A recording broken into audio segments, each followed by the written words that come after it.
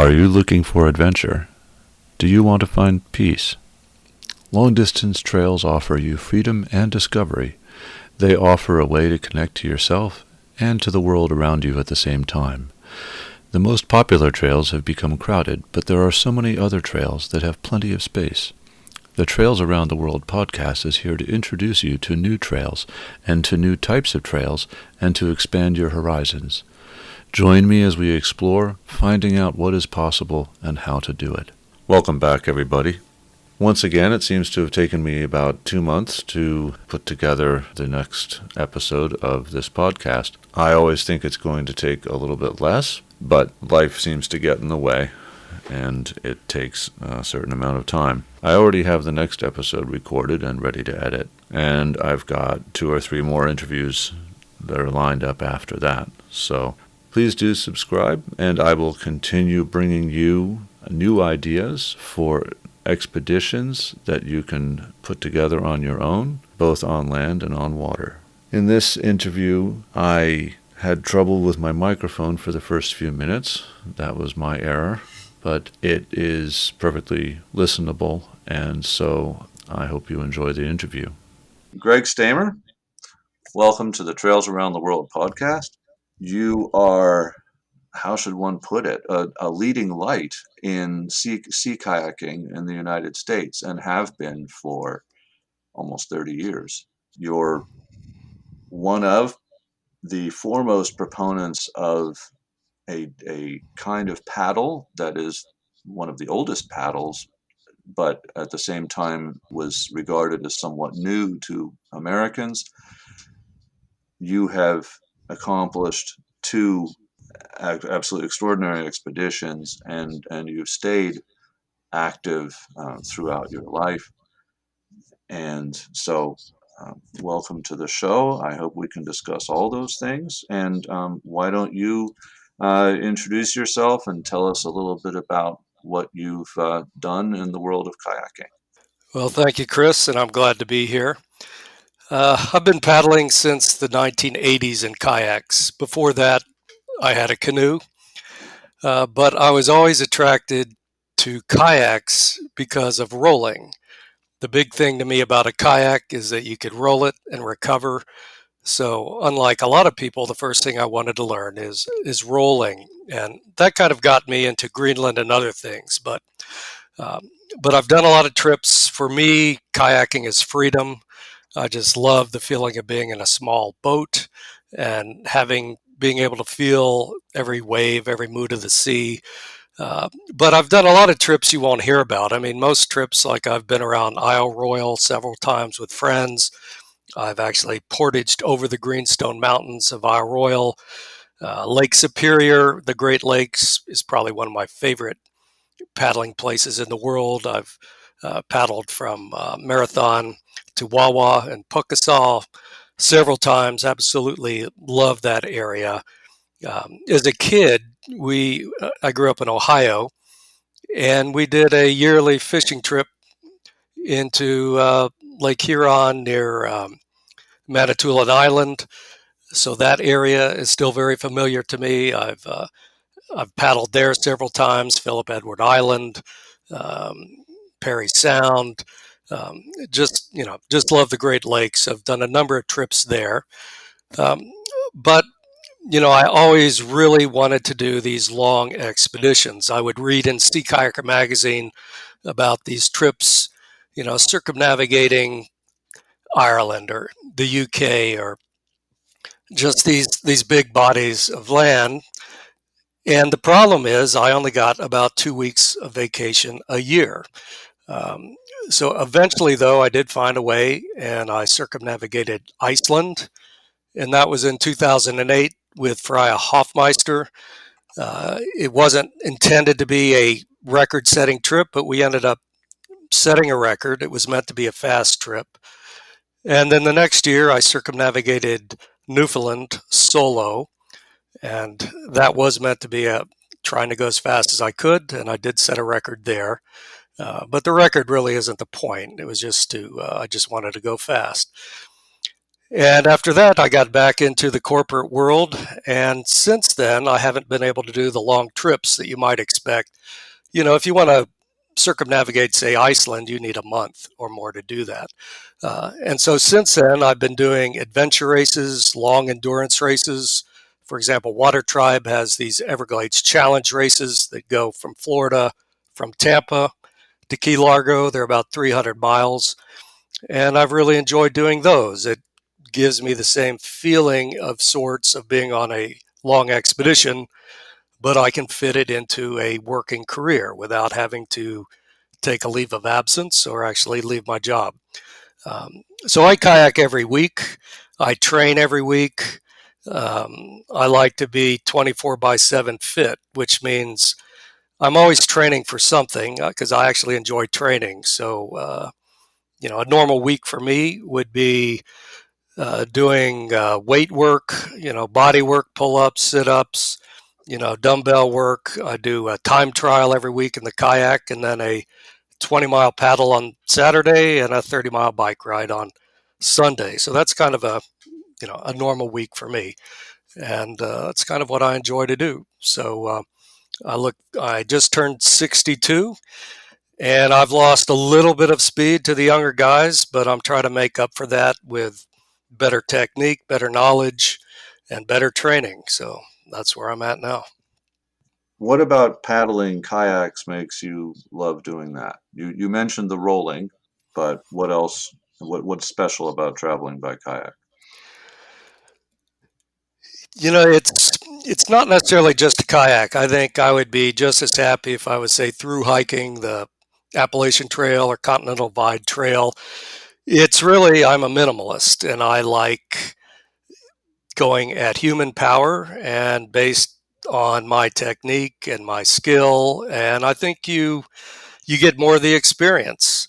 I was criticized on my Newfoundland trip for going too fast, and I responded saying, "Well, how much did I miss going at 4.5 miles an hour instead of 3 miles an hour compared to, say, somebody in a powerboat going 60 miles an hour?" So what I enjoy is going at what I call a human speed. You just go. You're going fast enough to make it to your destination. You're going slow enough to really absorb your surroundings. But what I do love about kayaking is I mentioned the freedom, but hiking, backpacking is freedom too. It's really the ability to go as fast or as slow as you want, go when and where you want, and pick the kind of trip you want to do. I mean, you don't have to do these fast. Yeah, that's been my preference, but that's just to challenge myself. I would like to do another trip to, say, Newfoundland, where I went as slowly as possible. Took years, go to every outport, visit every little town, meet as many people as I can. So it's the adventure, it's the freedom, it's the simplicity. You have enough Snicker bars, and that's your fuel. You don't have to find gas, petrol. So I just love the simplicity of it, and to me, that simplicity is freedom. Um, I mentioned that as a kid, I grew up where we were a powerboating family, and I kept getting larger and larger powerboats until I was in my 20s, until I ended up with like a 25-foot cuddy cabin, dive platform. We were living in Miami, so it was great at the time. But every long trip with my powerboat was stressful. Those wheel bearings don't sound right. You'd put your hand on them. Are those overheating? And every time you put the boat in the water, there'd be, okay, the hydraulics are out. I need a new battery. Um, so in my mid 20s, I actually sold the powerboat. And first time my family didn't have a powerboat because my father was retired at that point. And I got into kayaking, and I just loved, again, I could just throw this thing on top of my car and go. And you can go anywhere. You can go to the local park. You can paddle around Iceland if you so choose. So to me, that's really the joy of it. It's whatever you want it to be. No matter how small or how grand you want. And I think I've seen you mention somewhere that that was around 1984.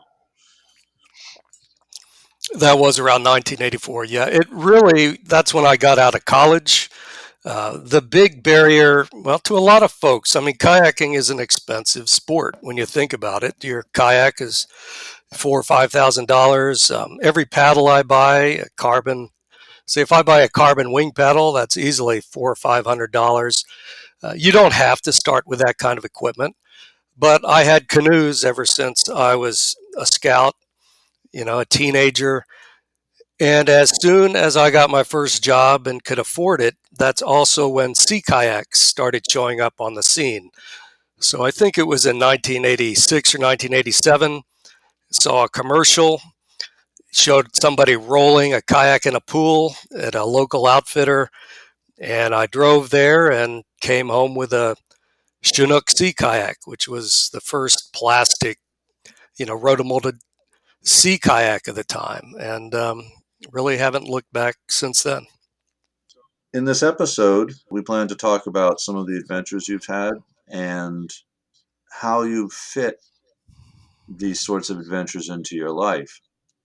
And perhaps you could talk a little bit first about what motivates you to undertake outdoor adventures and what you get out of it. My career is in IT and computers, and I think kayaking started to some degree. As I told you, I'm a minimalist. It kind of resets you. If you're used to high tech computers, you're in an office, say, with no windows, or you can't open those windows, and you're surrounded by air conditioners, machines, and high tech. I think sea kayaking was kind of my salvation. It really gets you out into the real world. Um, we used to joke about being computer developers that if the lights went out, you just lost all of your work, or if there was no electricity, everything you've worked on for your whole career is gone. Unlike, say, an engineer who builds a bridge that maybe is something solid that remains. Computers is real, but it's virtual. And what drew me to kayaking is it's about as real as you can get. You're out in the real world. If you don't paddle, you don't move. So to me, it was a perfect complement to IT. But even more than that, it's just the adventure of being outside. I don't like being inside, so I was just drawn to it. I also have been drawn to water ever since I was a kid. My mother had a deathly fear of water. When she was a teenager, one of her brothers pinned her underwater in a Kentucky river, and she was deathly afraid of water ever since. So when my brother and I came along, she was determined that she would not pass along that fear to us. And at 5 years old, she had me swimming in a Ohio lake, Silver Lake, getting swimming lessons, my brother too. And that same day, I was jumping off their highest high dive. I've been love to do free diving, scuba diving, but as a minimalist, I actually prefer snorkeling and free diving. Scuba is great, but I just don't like all of the equipment. I don't like the noise. You're underwater.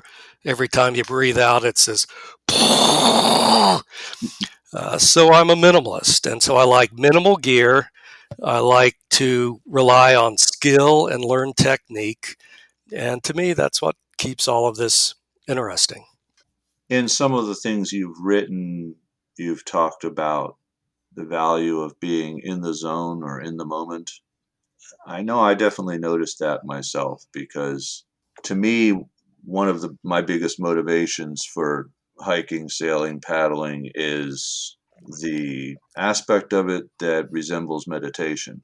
And scientists have looked into this and discussed the different types of brain waves that are generated in these different activities, and even by people in different sorts of cultures where people who live in old style US cultures, i.e., hunter gatherer and that sort of thing, live with their brains usually in a state of alpha brain waves. And one can look this up on the internet and see visually how the brain waves are different.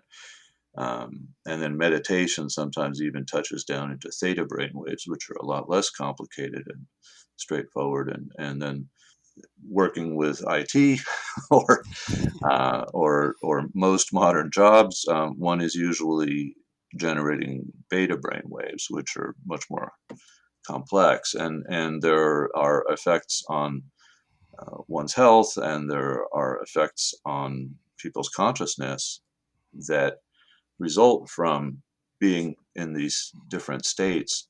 And it could be said that meditation is often actually, even though people might not realize it, but it's often geared to moving between these different brainwave states. And for me, my form of meditation has become one of these activities. And so what I'm hearing from you is that you have a similar experience that way, and it's one of your biggest motivations. I would agree with that. I would say that just the physical joy of, say, hiking or the physical joy of paddling is a mantra in itself. And you get into the zone, which you mentioned. And so let me just explain what the zone is to the readers and what the zone is not. When you're in the zone, you are so fully engaged with your environment that you don't think about your technique, you don't think how to paddle, you just do it. You do it at a subconscious level, and the miles just fly by. And it's not just the miles fly by, it's a very pleasurable sensation. Your body is working at a good output. You're moving fast. You're not hurting. You're not suffering. Um, it is a mental and physical state you're in. And when you're in that zone, it's one of the most pleasant things that you could imagine. And let me give you the opposite of the zone. And I'm sure readers would, listeners would understand that as well. The opposite of being in the zone is where you're in a kayak. Let's say your elbow's now hurting, your shoulder's hurting, your wrist is hurting. You have a GPS that says, oh God, I've got 15 miles to go. Okay.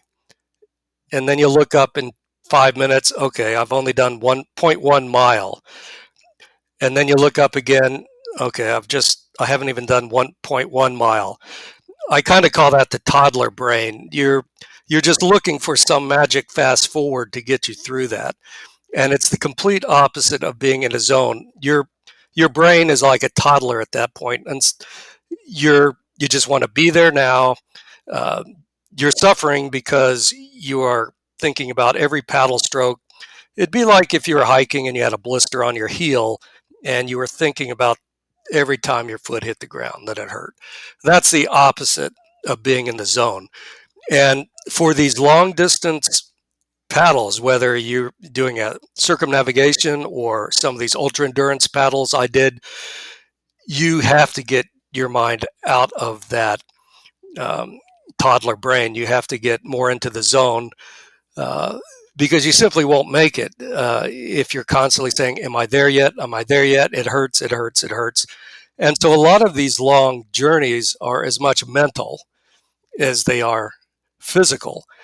And, part of my training is to do long distance paddles. And oddly enough, it's called LSD training, which means long, slow distance. And you go long enough, say a minimum of 30 miles, to where you can find out if there's any chafing issues, whether your fuel, the food you're eating is keeping you fueled, and to train your brain that you do not think about, am I there yet? Am I there yet? Am I there yet? You think about where you are in the moment. And, if you can keep continuing what you're doing right now, eventually you'll be done before you know it. So, it's as much a mental game as a physical one. And I think that's probably the biggest challenge that a lot of people have to overcome. And I think it's even worse these days. I mean, look around. I mean, you watch somebody walking, more than likely their head is bent over, they're looking at a cell phone. So this constant need for entertainment and interaction is the complete opposite of being in the zone. Being in the zone doesn't mean keep me entertained every second. It means fully delve into the environment where this sounds a little corny, but when I've been out there for like 5 days on an expedition, you feel like you belong out there. You feel like a seabird. You feel like a dolphin, in a wave.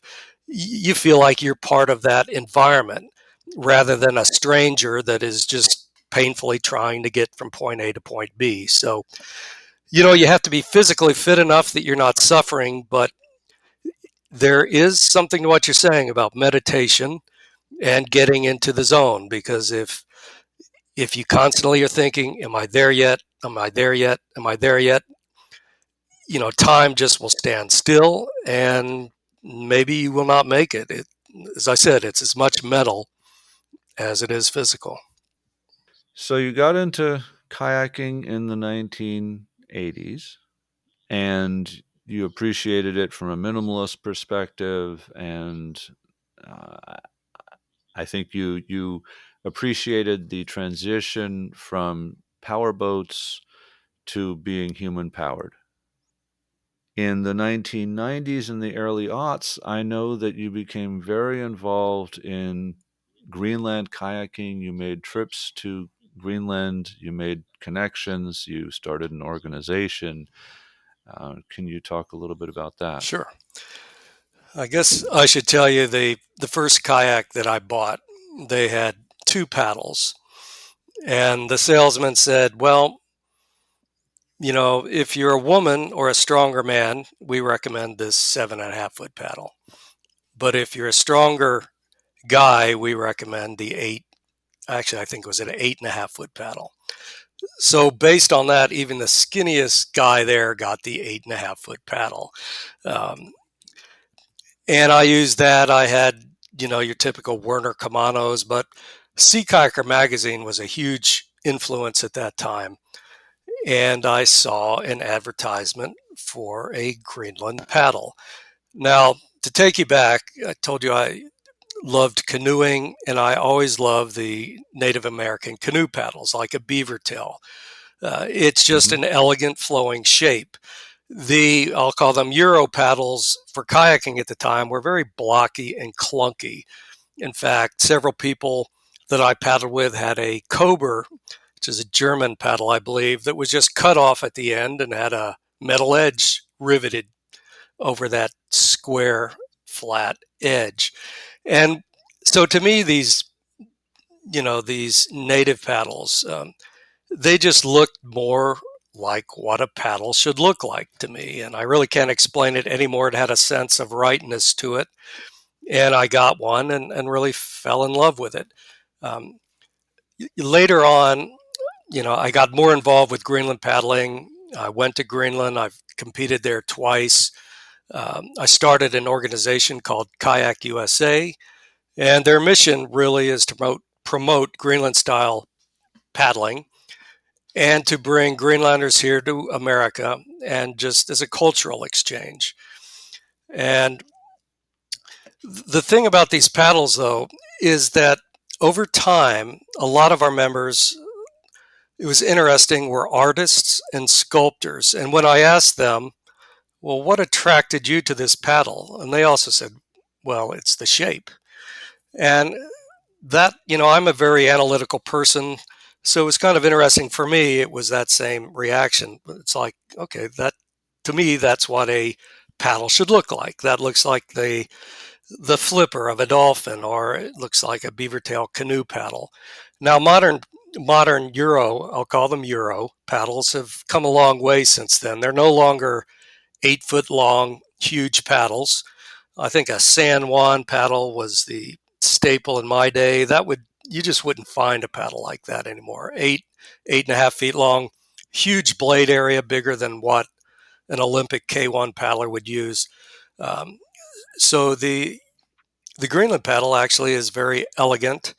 It's very good for rolling, and all of the techniques around Greenland kayaking. And it's not just rolling. It's, a good Greenland kayaker can support themselves in the water where your back is supported by the water, the kayak is tilted away from you, and you're just floating there, a static brace. Just a lot of different techniques that were new to mainstream kayaking in, say, the 1980s. And in the 1990s, a fellow named John Heath, who was out of Texas, who was a kayak historian, he started publishing in Sea Kayaker these Greenland kayaking techniques. And these are ancient techniques. The oldest book in my library is from 16 or 1700s by David Krantz, and he documents these rolls back hundreds and hundreds of years ago. So these are ancient techniques. And when John Heath created a video of these techniques, a Greenlander showed up named John Peterson to give a demo in a pool in Kodiak, Alaska. It's really where the Greenland style paddling started outside of Greenland. It was the first time anybody outside of Greenland had seen this stuff. And there were rolls, for example. Imagine this: you take your paddle, you put it under your kayak, and you scull it around. And that was a roll that David Krantz documented. I think it was in the 1700s. For those who are not as used to kayaks, when you refer to a Euro kayak paddle, you're talking about sort of a stick with a leaf on the end, as one might say. There's sort of an oval on the end of a stick is a typical European paddle, traditional European paddle. I would agree. To break it down, and you can't really simplify this without offending somebody, so I apologize, but a Euro paddle is often called a spoon. It has a spooned shape to it. A wing paddle that we will talk about later is like a Euro paddle on steroids. It is a spoon, but the upper edge of that thing is cupped over itself to where it is a very, very asymmetric shape. And Greenland paddles, and that uses hydrodynamics to increase the effect of the blade as it cuts into the water. But at the same time, it's more complicated to use, right? It does. An asymmetric blade shape. A wing paddle is great for going fast and for forward stroke, but if you try to use the opposite side of the blade, it may act unpredictably.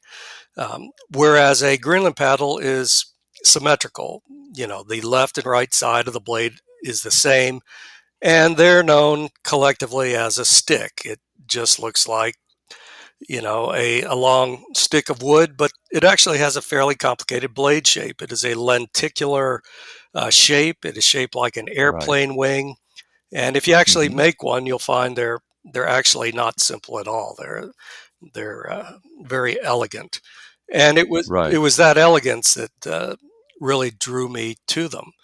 And and so part of the utility of all this is that in Greenland the seas are rough, and people were out in very cold water, and so usually the problem with being on rough water is if you capsize, especially if the water is cold, then you're in a very dangerous situation. And so the Greenlanders figured out how to have these small boats that they could use for hunting and traveling. And when they capsized, instead of the traditional approaches of either having a wide boat, which would then slow it down in order to keep from capsizing, or from having a huge weight attached to the bottom of the boat, which would also slow it down and make it unwieldy and not mobile on land, which is called a keel, and keeps the boat, rotates the boat back upright if it capsizes. What the Greenlanders realized was that you could simply, in a kayak, roll completely around, so that if you capsized, then you could bring yourself back up, and thus you could go out in extraordinarily difficult conditions and be safe. Does that sound right? It's close. Greenlanders didn't invent rolling, and some would say maybe in Greenland the kayak achieved its highest perfection, but that's personal opinion. But there are some Inuit, let's say, that only thought you could roll with a single blade canoe paddle. But the kayak was a hunting weapon, and in all of its forms, it was a solution to a local problem. So the Greenlanders they either hunted in quiet fjords, or they'd go out to the very rough waters, say, of the Davis Strait. So let's look at a typical day, let's say, for somebody that had a paddle in a fjord. You keep in mind, if you did not bring home food, you and the community would starve. So you needed a tool that would get you out there every day. If you destroyed your shoulder and you couldn't paddle for 2 weeks, that means your family's going out without food for 2 weeks. So you would, in this typical scenario, you would paddle, say, 7 to 9 miles out to the seal grounds. At that point, you'd look for seals, walrus, and you would either harpoon it or spear it. And if you harpooned it, a seal is a very worthy adversary. And you would harpoon it, and then you would throw a line with a float. And that float was to prevent that seal from sinking if once it was dead. But it was a very dangerous way to live. A seal, was known that if you didn't mortally wound it, you had another chance to throw a throwing lance. Say this thing, wasn't killed, and so it's coming back at you, and it's angry. If you miss with the throwing lance, more than likely it would rip holes in the bottom of your kayak. You would settle into that freezing water, and keep in mind that salt water can get to 28 degrees or lower, and that would be one hunter that would not see his family again. So it was a very, very dangerous way to live. Rolling was just one way to deal with, okay, you throw this harpoon line and this animal pulls you, you get pulled underwater, the harpoon line is around your neck. What do?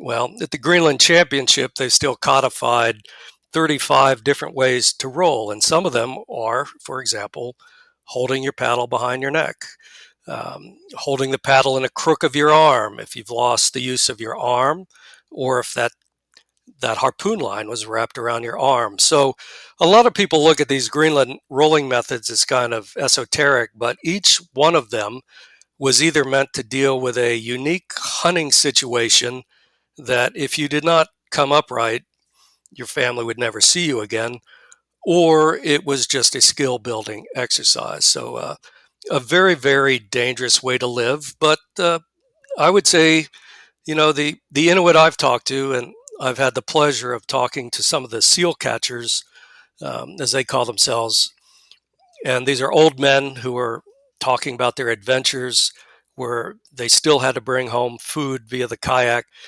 and they would not even think that they were doing any great feat of bravery.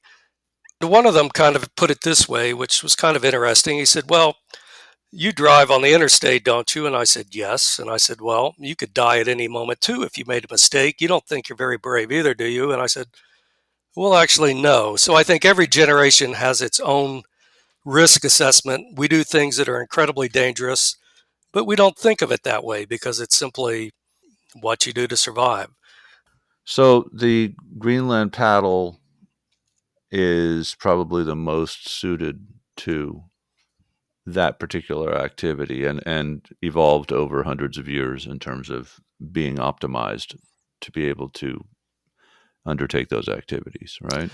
I would agree. Now, I'm not harpooning seals, so, one thing you hear is, so, okay, that paddle is great for hunting, but, it also evolved to get you out to those seal grounds. It gets you out there, and Right, once you captured a seal, you might not just get one, you might get three seals, and these were all right. connected in a very ingenious tow system. So you're towing back, say, three seals.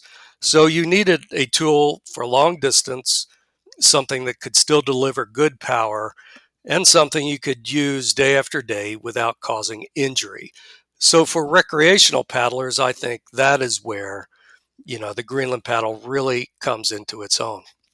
What's remarkable is that you went from power boats, got into this human powered sport, and then suddenly found it porting you into a international adventure where you're learning, you're doing cross-cultural communication and learning about this different culture and then building bridges with them and spreading information and knowledge about that and building connections between American culture and that culture.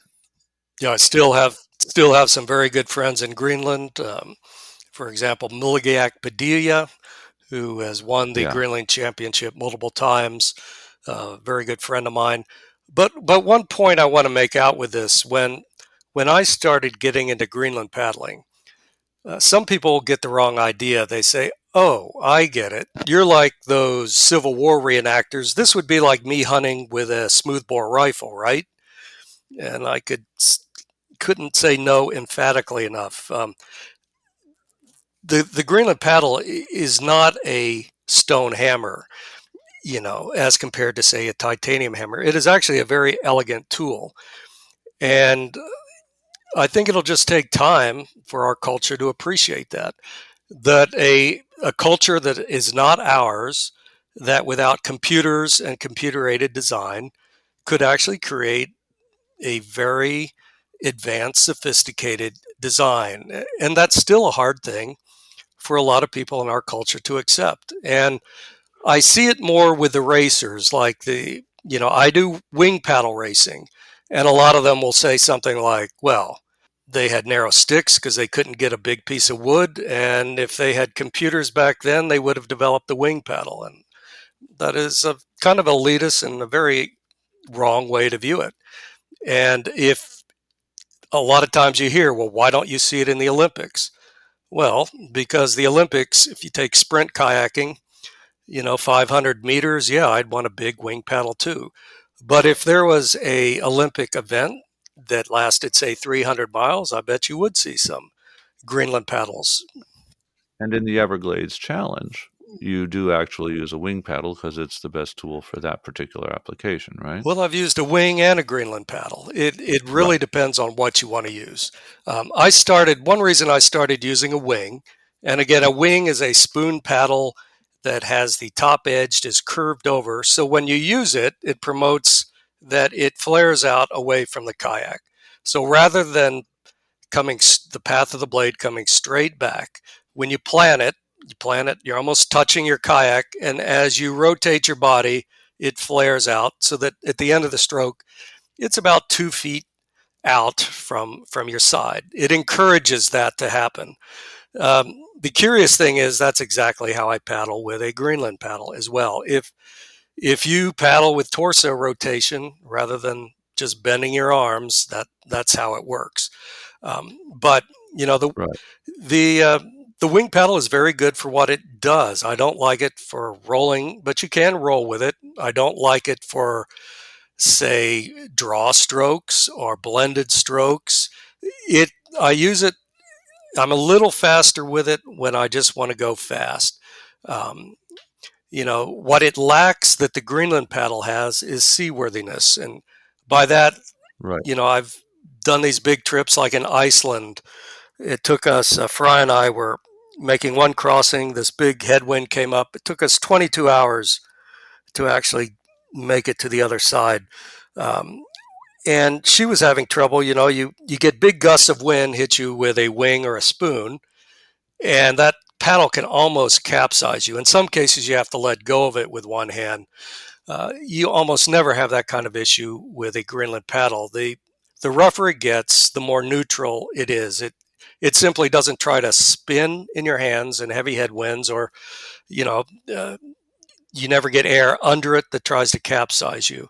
But it's not the only design out there, and so I enjoy using wings as well. In fact, how can you be a proponent of one design if you're not familiar and equally as good with the other design? So Right. I enjoy using a wing. I never love to use a spoon very much, but So you went to these events in Greenland, and what years were those? I think 94? uh, I competed in the Greenland Championship two times. Once was in 2000, which was the first year it was open Right. to outsiders, and then 2 years later in 2002. Okay.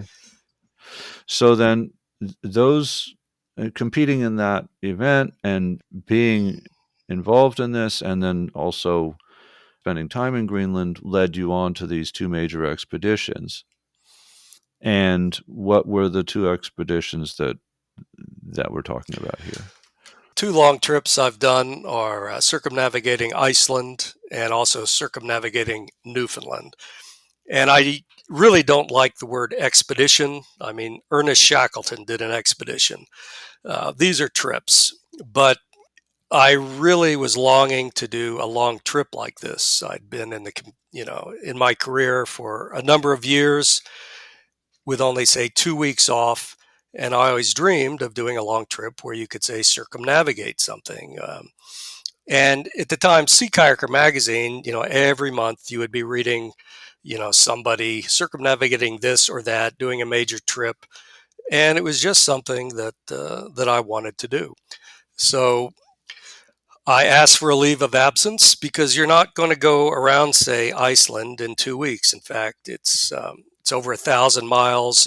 It took about 35 days. I couldn't get 2 weeks off either. My leave of absence was not granted, and my manager at the time said, "Well, Greg, why would we put you into a managerial position, a position of authority, so that you could go for a month?"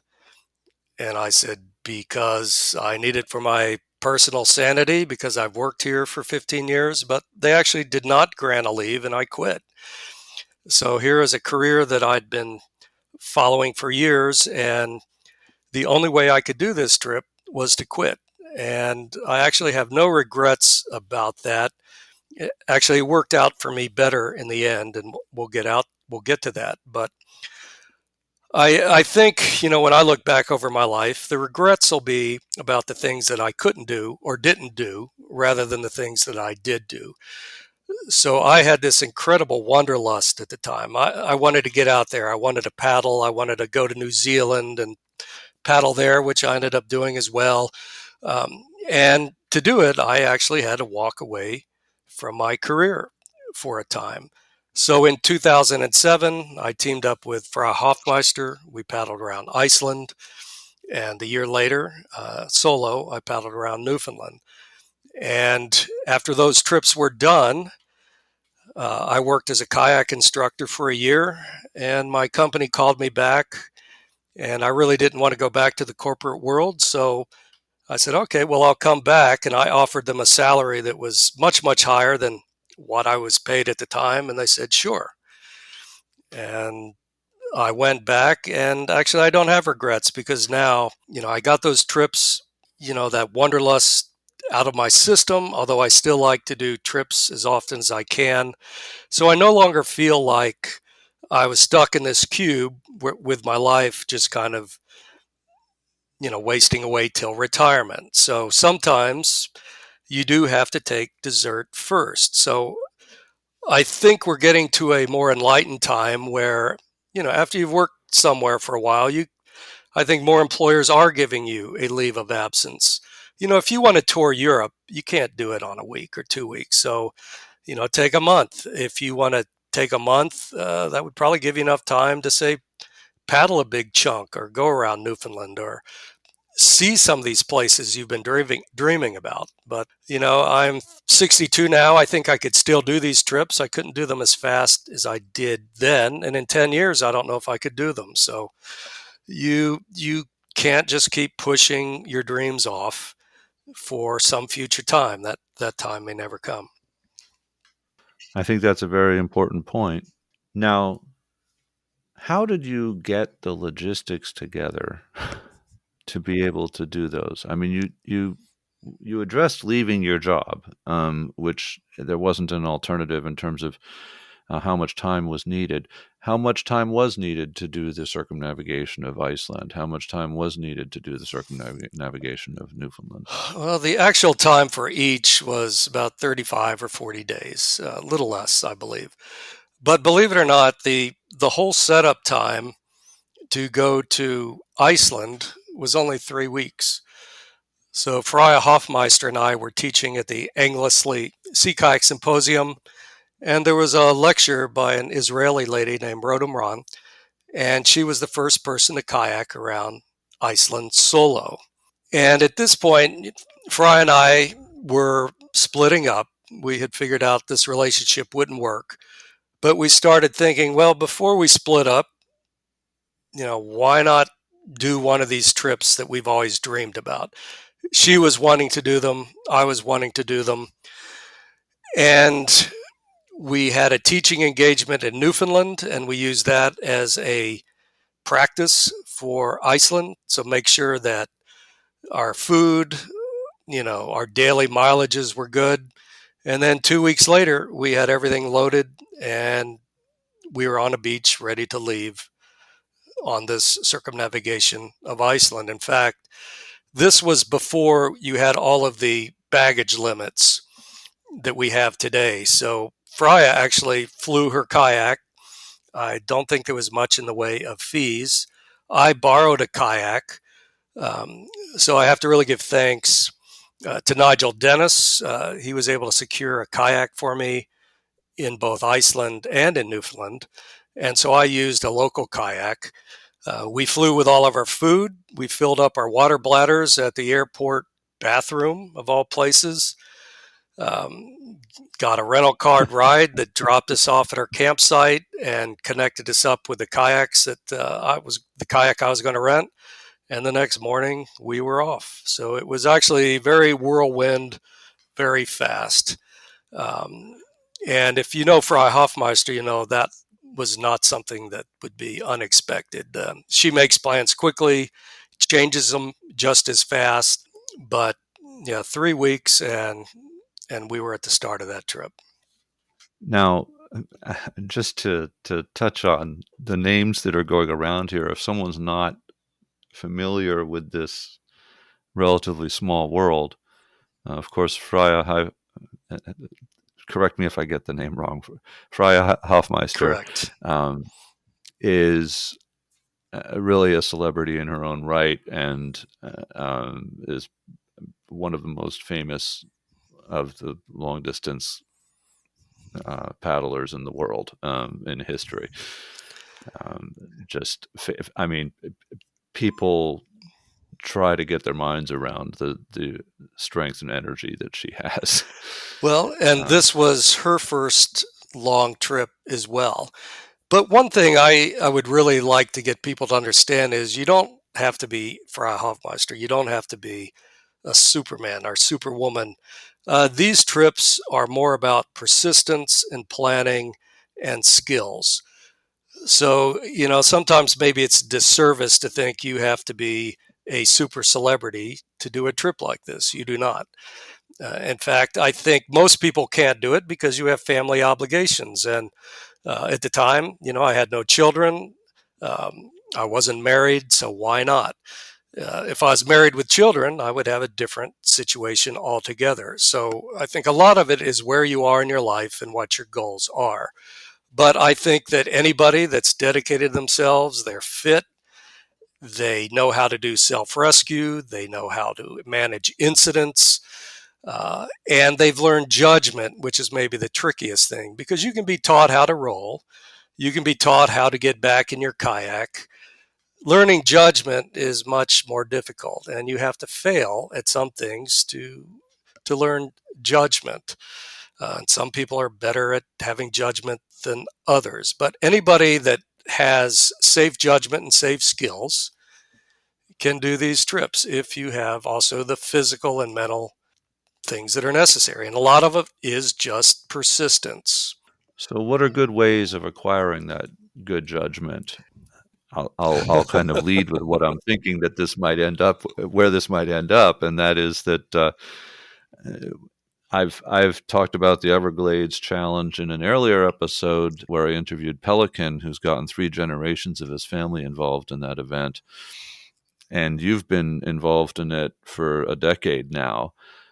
And just my personal plan is, in the future, I'm hoping to get involved in the Everglades Challenge. And a big part of the reason would be to develop that judgment in myself through participating in that event. But what more thoughts do you have on that issue? Well, to participate in the Everglades Challenge, Chief, as he's known, makes you sign a piece of paper saying you're an expert for the craft that you have chosen. And for the Everglades Challenge, that could be an expedition canoe, like, say, something that Verlin Kruger used, or it could be a sea kayak, or it could be a racing kayak, or it even goes into sailboats and so forth. So a lot of it is just being experienced with your craft. So in Iceland, the southern coast of Iceland, for example, is black sand. It is featureless, and the waves have an almost unlimited fetch, and they crash on that beach in this big dumping surf. And a number of people, they've had their kayaks actually destroyed in that surf. It just so happens that where I kayak, close to me, Canaveral National Seashore also has dumping surf. And I was familiar enough with it that it was like, okay, this is kind of like kayaking on a bad day at Canaveral National Seashore. And for example, every day I would push Freya off the beach, and then I would manage to get off. And sometimes, though, you'd have this big dumping wave crash and hit you. It'd pummel you, capsize you. I'd have to roll up. On one occasion, my contact lenses were flushed out of my eyes, so I had to get back on the beach, put lenses in, and head out. The point is that you have to be experienced enough that you kind of already know what to expect. So you should know how, for Iceland, you should be able to handle dumping surf. You should be able to roll, get back in your kayak. It shouldn't be a big deal. Um, you should be able to do the mileage. So a lot of it just comes from walking the walk. I think it's helped me. I teach kayaking. So the best way you can ever learn something is to teach it. So I teach forward stroke, I teach rescues, I teach rolling. I've competed in rolling. So I'm not even at all concerned about rolling back up in a kayak. You need to know navigation, map and compass. What happens if your GPS fails? Do you carry more than one GPS? So you just really have to have the bases covered. And then finally, you just really have to want to do it. There comes a time on like the Everglades Challenge or one of these expeditions where you've been out for a while, you get some really nasty weather, and a lot of people start thinking to themselves, do I really want to do this?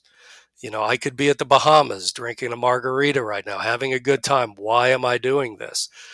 And maybe that's a question, you should think about. But on the EC, there's a rule or a guideline that if you ever think about giving up, don't do it on the spot. Get a good night's sleep, get a good meal, and in the morning, see how you feel about it. But you really do need time and experience to do these trips safely. So that means you actually do feel you're an expert with your craft. You could teach it, and and then you're eager to go out and do it.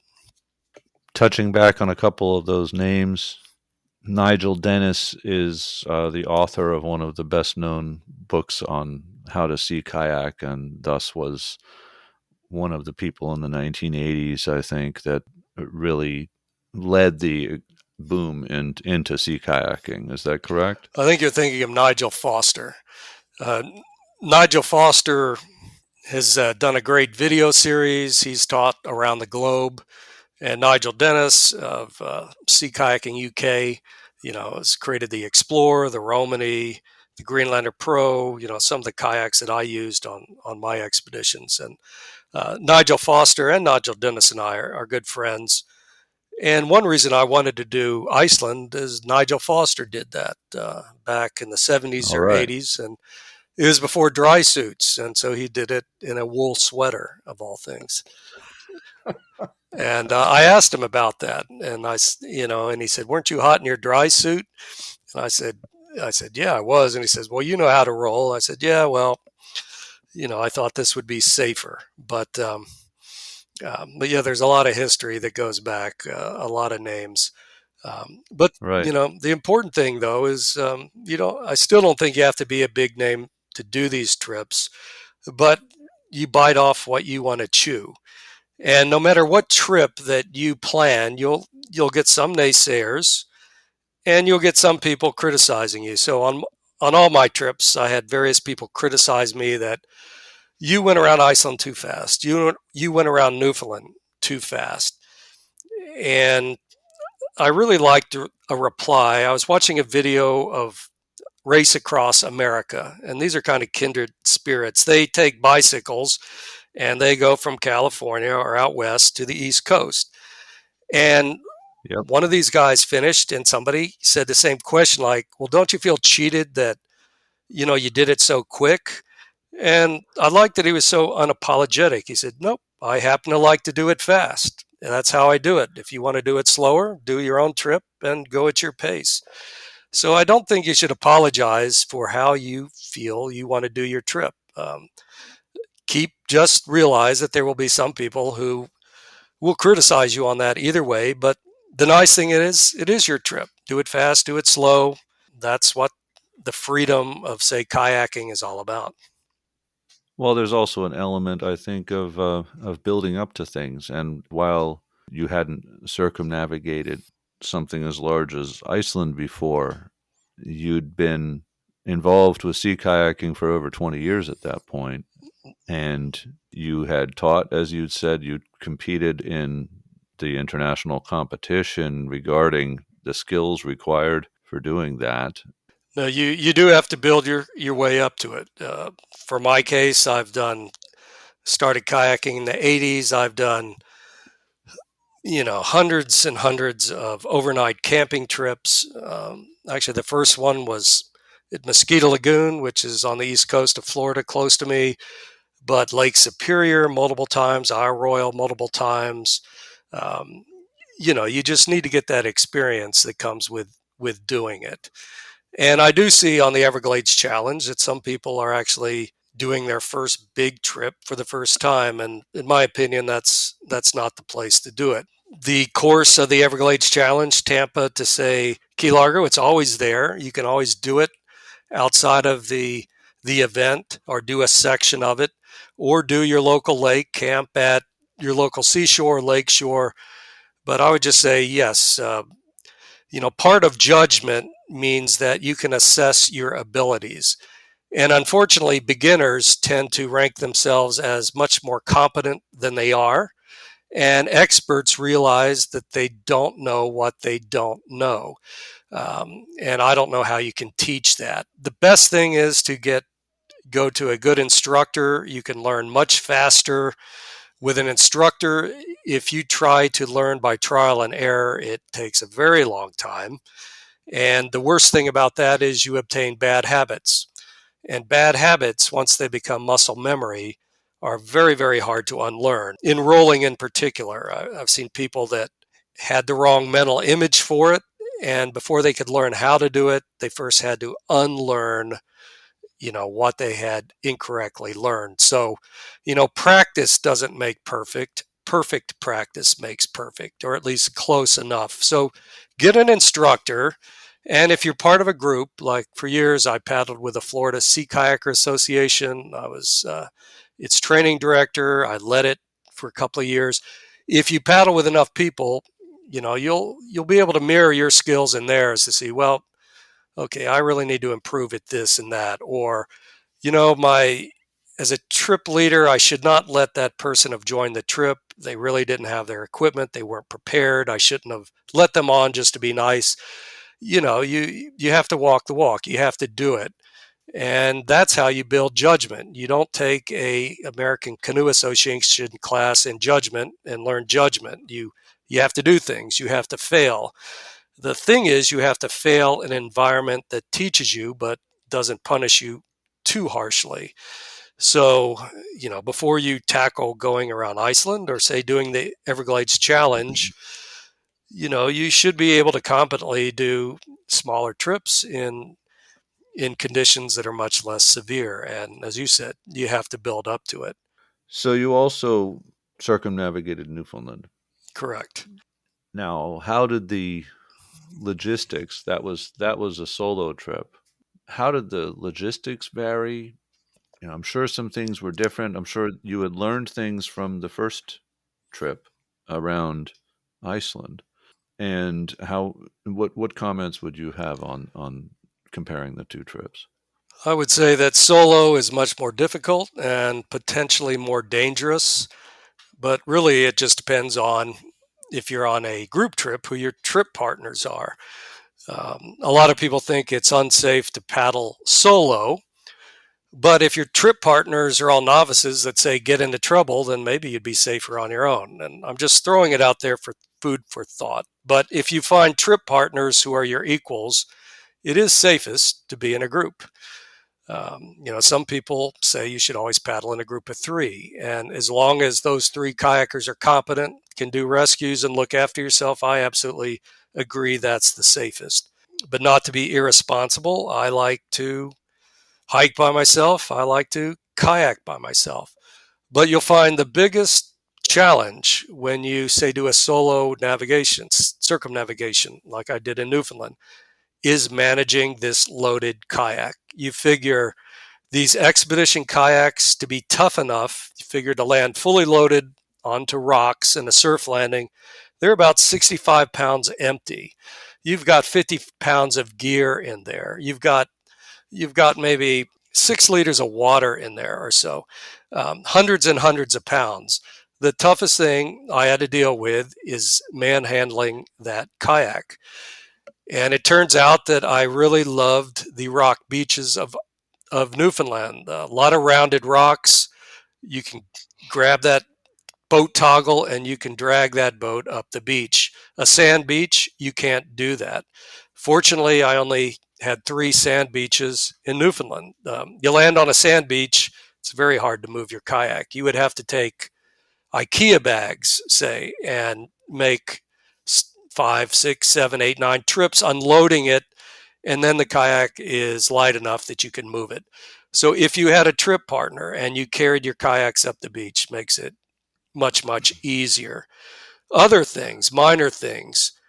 In Iceland, the beach was the perfect size to jam the skeg on my kayak and on Freya's kayak. There's a little gap on each side of the skeg. The stones fit in there perfectly.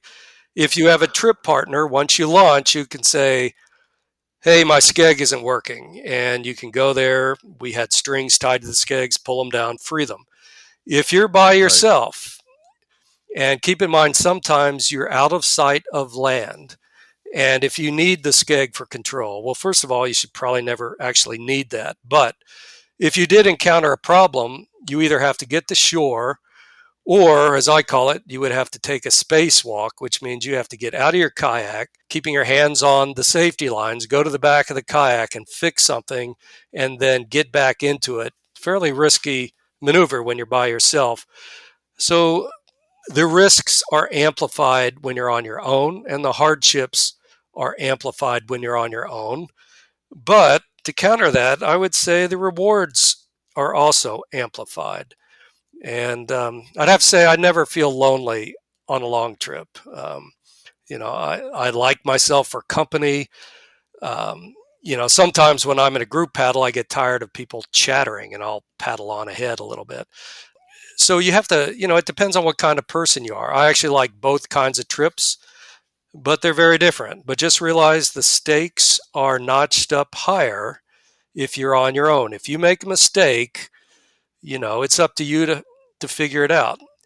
And when I was in Newfoundland, they had repeater stations around the island, but they said it could take hours for anybody to get to me. So you can't, today I think paddlers think they take out their personal locator beacon, which is a satellite device. You press a button, and by satellite, it alerts the authorities. Well, in some places of the world, you could still be floating or on your own for hours. So just keep that in mind. If you're not confident that you can deal with what happens, and sometimes you should never be too confident when it comes to the sea, you just need to give that some food for thought.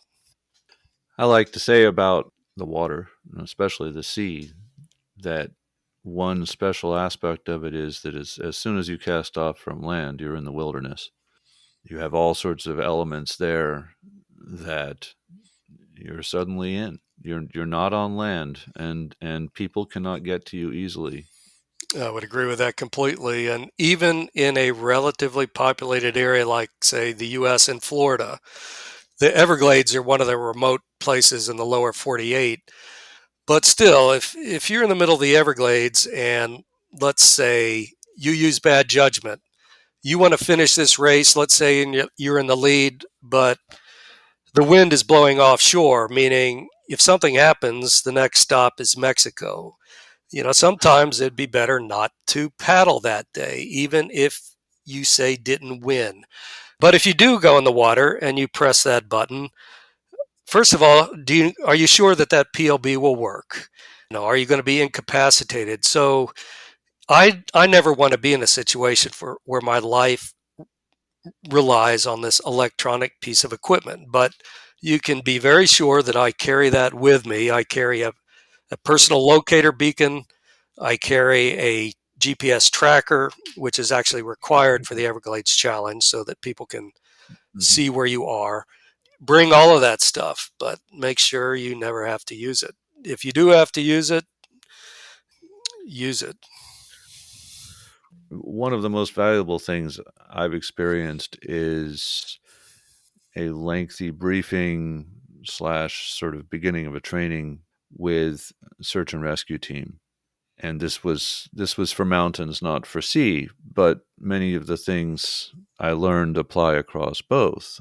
In the mountains, if you get lost after lunchtime, especially, but anytime, you should be prepared to spend the night out. Yep, I agree. Even if you've called for rescue, they're not necessarily going to be able to get the team together and get out looking for you and then find you in the same day. It doesn't take just 2 hours.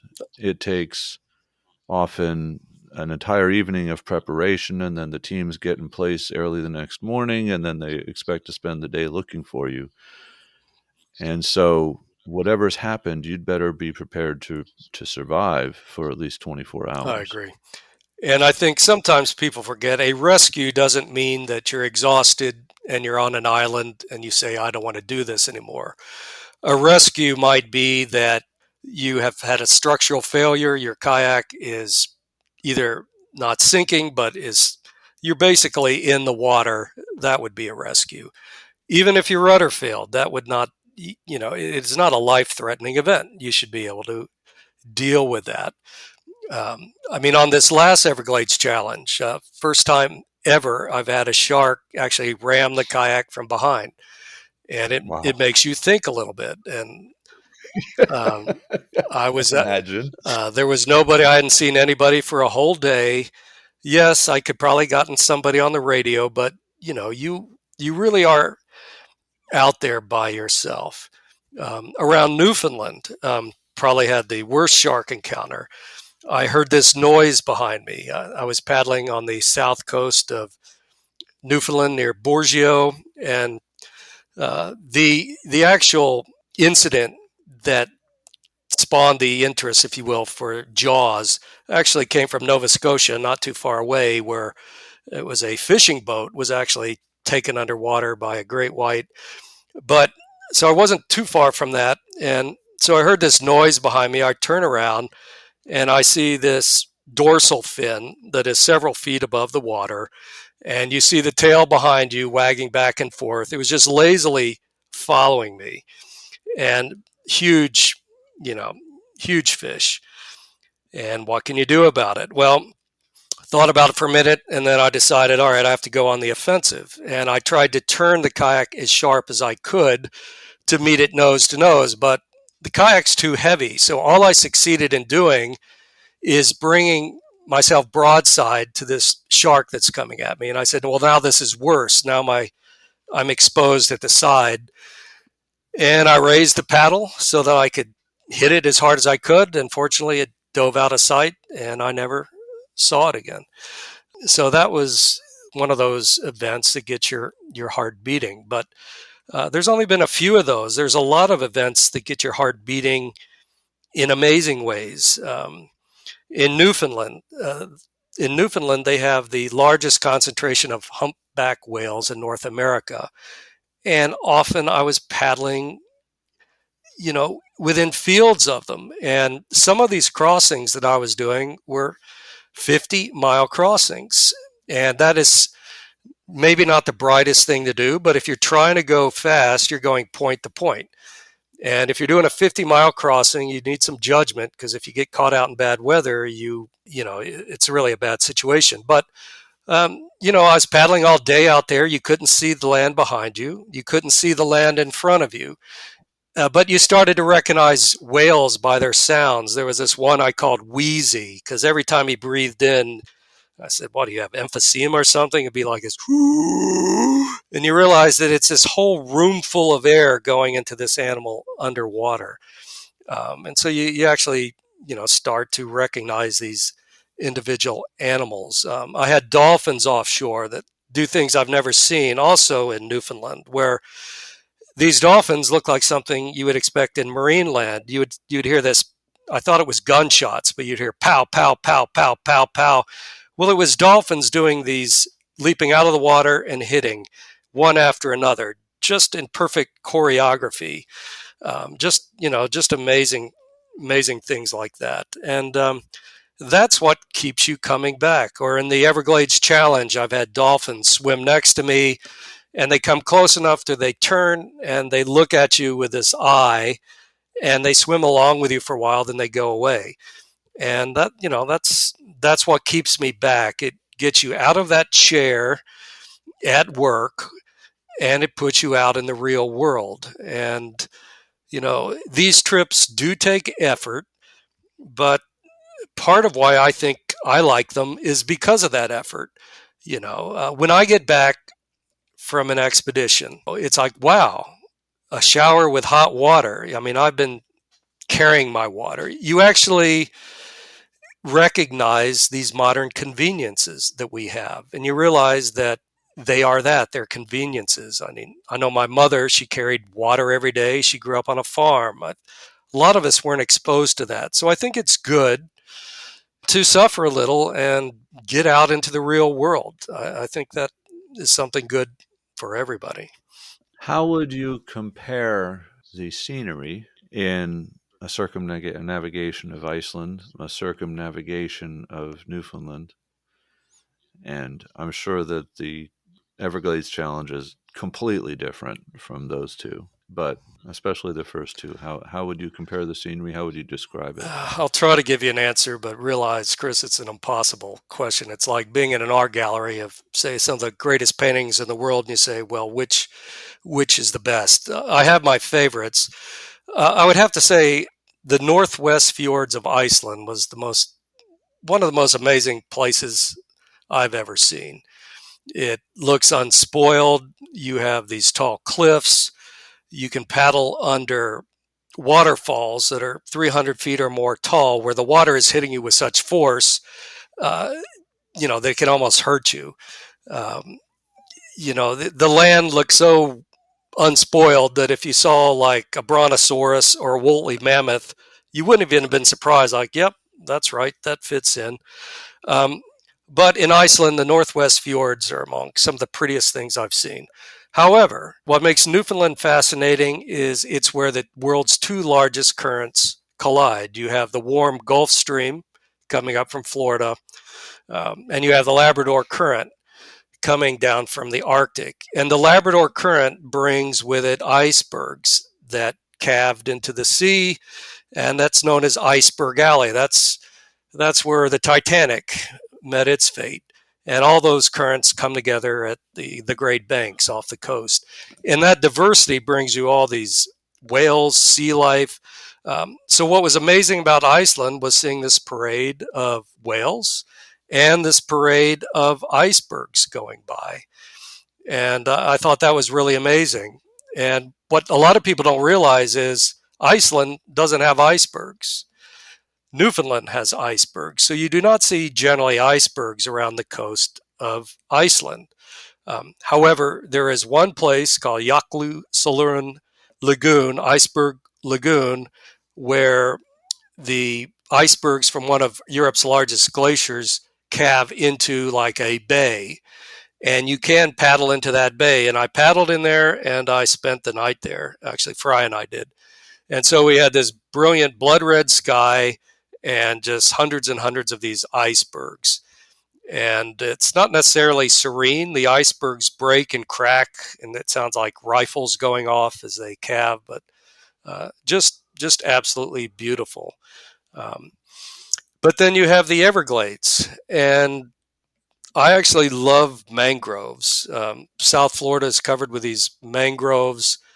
There's this tree that puts down prop roots and kind of extends land. There are nurseries for all kinds of fish, but it's a very different kind of beauty. It's like the desert, say, being beautiful. And the Everglades is this maze of islands that if you didn't have a map or GPS, you can't tell where one opening is and another. It just looks like solid green.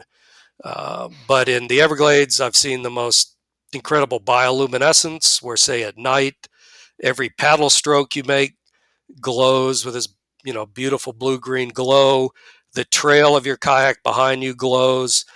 And in some cases, you have your GPS on there, but you're navigating by the stars. And as one star rotates out of view, you pick the next. And although, yeah, it's pretty tiring, it's pretty amazing, to be out there where you can see the moon set, you can see, the sunset, and you can see the sunrise all in the course of a paddle.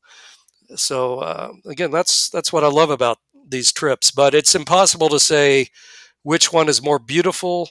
Uh, I would just say Iceland was the most different for me, and that's why I appreciated it. It looked like you were on the moon in some aspect. This black volcanic rock, very different from the white sand beaches that I'm used to in Florida. But I say you couldn't go wrong with any of those destinations, or even more. New Zealand, I absolutely love paddling there. I would say it's all good. What did you do in New Zealand in terms of the paddling there? For a number of years, and I still continue to do it, teach kayaking, Greenland kayaking, a forward paddling stroke with wing paddles and others. So I was invited to New Zealand to teach at one of the local symposiums.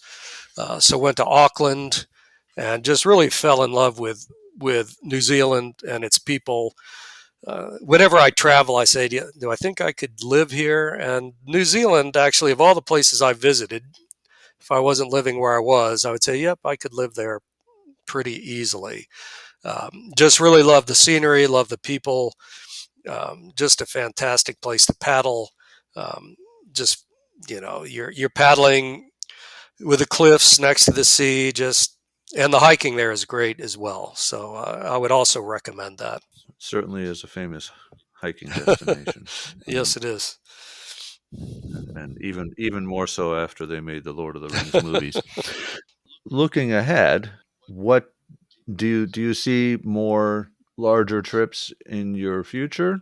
What is the dream going forward? I probably will retire in a few years, and things may change then. So for the moment, I'm enjoying doing these Everglades challenges because it takes a week of your time, gives you a similar feeling to an expedition where you're out there for weeks. But I would still love to do a through hike of the Appalachian Trail. I would love to do the Continental Divide Trail.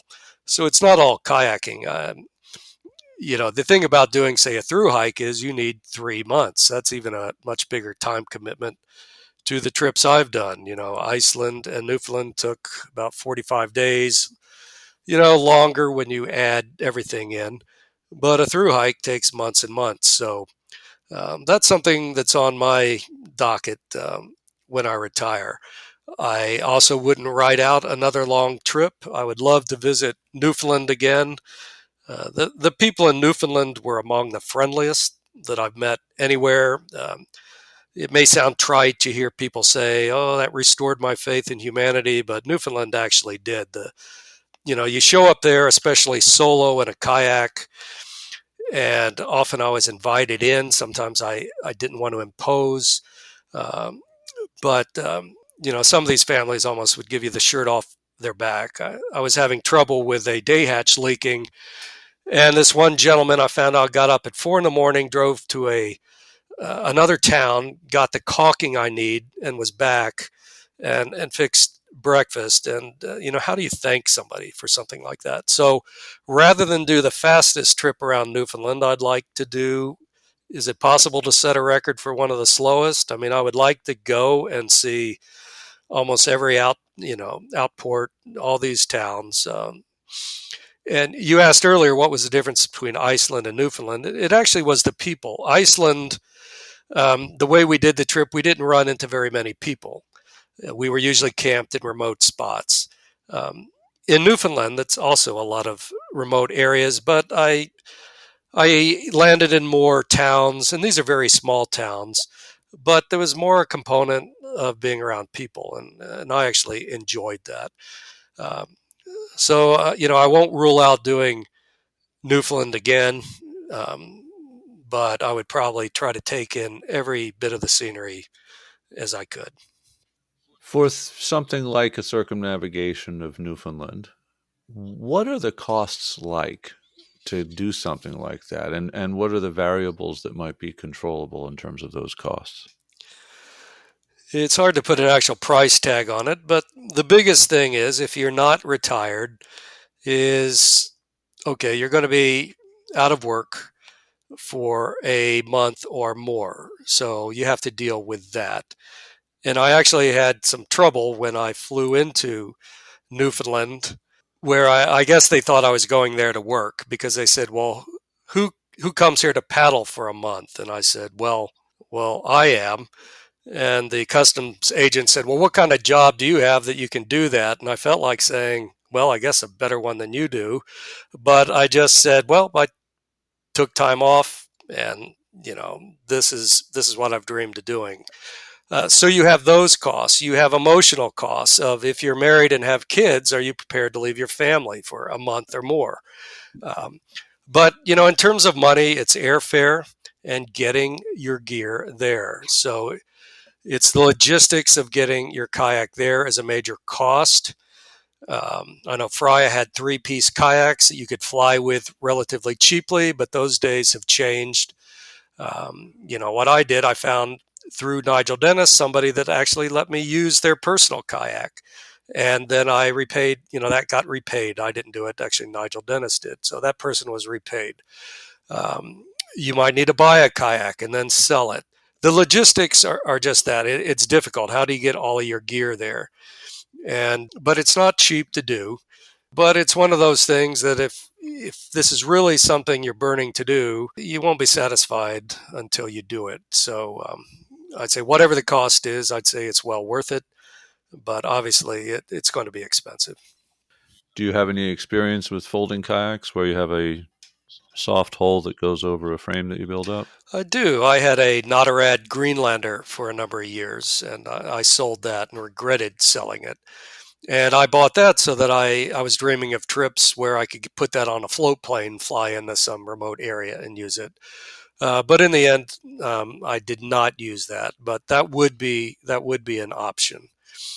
But now people are planning some of these trips on paddle boards and other craft. So it's really up to your imagination.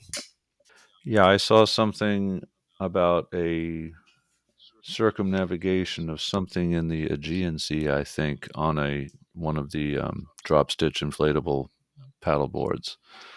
Um, It's and it, Go Oh, on. I said it's pretty amazing actually. The Everglades Challenge. So you have 300 miles. It's always windy. In fact, the time of year was picked when March, is changing. So we usually get 20 and 30-mile-an-hour headwinds. And the folks on these paddle boards finish the race. And sometimes they Right. can't stand, they have to sit. So if anybody ever say, "Oh, I can't believe you do that on a kayak," I said, "Well, my heart goes out to these guys on the paddle board." So, Paddle you know, boards. and we all make fun of the sailors. It's actually very athletic what they do, but we joke with them that they're drinking a cooler of beer on the back while they just move their wrists back and forth on the tiller. Obviously, that's not the way it is, but we make fun of them for that.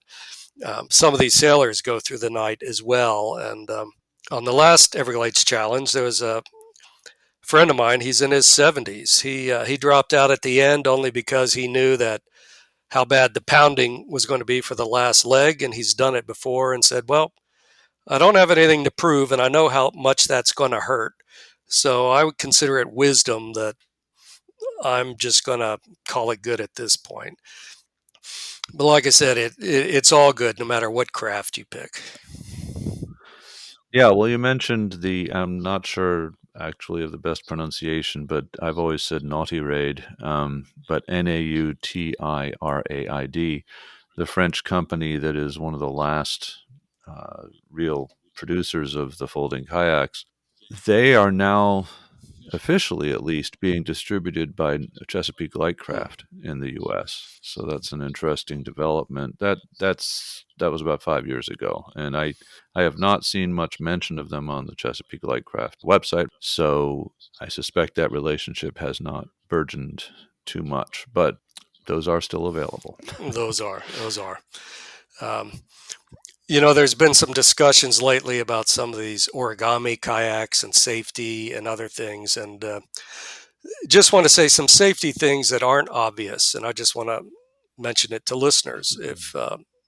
If I am paddling and there's this offshore breeze where, for me, Mexico is the next stop, you may consider a tether to your boat, or I use a tether on my paddle on pretty much any night paddle, or when the wind gets to such that you think it could be, the conditions are such that if I lost this paddle and could not retrieve my spare, it would be bad. So you have to start even thinking about leashing yourself to the kayak, leashing yourself to the paddle, and knowing when that is dangerous. For example, coming in through the surf with any kind of leash on is absolutely a horrible idea. That you get tumbled up or maytagged in the surf, those leashes go around your neck, so that comes down to judgment and just knowing what to do.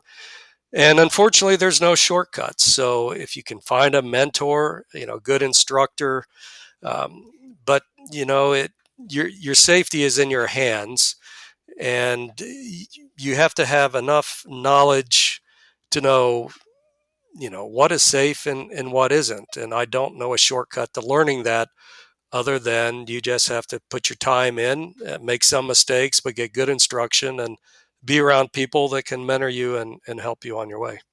Yeah, well, as you said earlier, I mean, finding a club to join or group or people to go with, that's a big part of the challenge, and in terms of learning judgment. Yeah, I agree. And skills. What are your favorite sources of information? Podcasts, blogs, magazines, authors? Well, in the past, I would have said it was Sea Kayaker magazine. Now it's kayakers, it's people. So, one thing we haven't talked about is a lot of the paddling I'm doing now is I have a V12 surf ski, and I'm doing these local races. They're 10-mile races, and my goal last year was to break 7 mile an hour as my average for one of these races. And that may sound fast, but that's actually pretty middle of the pack, believe it or not. These kayaks, these surf skis go pretty fast. I managed 6.9, so that was pretty good for my age group. But that still means the 30-year-olds are 3 minutes ahead of me, which doesn't sound like much, but on the water, 3 minutes means you can barely see them. So, what I do now when I'm not doing these long trips is I love doing these shorter trips, these 10-mile trips. It's more high intensity. And you figure if you're used to a 300-mile journey that takes you about 4 days, these these short races, 10 miles, take about an hour and a half. So if you figure if you're going to suffer, it's pretty quick. And I mean suffering there kind of tongue in cheek. So that's what I've been up to lately, doing these shorter races. Last year I also did the Chattajack, which is a 31-mile race down the Tennessee River Valley, leaving from Chattanooga. So I've been enjoying those as well. And I do still like the competition, and it's really not about beating the next guy. It's really about pushing yourself to see, can I do better? My average is 6.9. Can I paddle at 7 miles an hour for an hour and a half? It's more that kind of thing. And of course, if that makes you the winner, that's even sweeter. But in the end, especially for something like this Everglades Challenge, people often say they're not really racing against somebody else. You're dealing with the course, or and I don't like the term battling nature, but it's you against the environment. And if you can make that all work in your favor rather than fighting it, things are all the much better. But so it's not all long trips. It's these short trips and backpacking trips as well every summer, a new national park every year. So that kind of keeps me going, having goals, short-term goals and long-term goals. What is the best way for listeners to find out more about your adventures? I do have a website, gregstamer.com, but actually find me on Facebook. I post more on Facebook these days. You can find my email address on my website, and if you have questions, I'd be happy to answer any questions anybody has. Or if I run into people who say, hey, I'm planning to do a trip around Iceland or Newfoundland, can you give me some pointers? I help where I can. But just any of those places. And I like to give back. So, I teach now. I teach mainly for volunteer services. I just do it to give back to the community. So I like helping others. I like, if I can help you with some information, I'll try to pass that on, because I love that the sea kayak community is so small, and it's kind of, pay it forward. But contact me and I'll help you in whatever way I can. Well, that's very generous of you. Greg, thank you very much for talking with us today. We really appreciate it. Chris, thank you very much. Thanks for having me. Thank you for listening to the Trails Around the World podcast. Please visit us online at trailsaroundtheworld.com, and please join our Facebook group under the same name. If you liked this podcast, please help us out by leaving a review on your favorite podcast source. This is Sky King, and I look forward to you joining us next time. In the meantime, happy trails to you, and please remember to leave no trace as you enjoy the outdoors.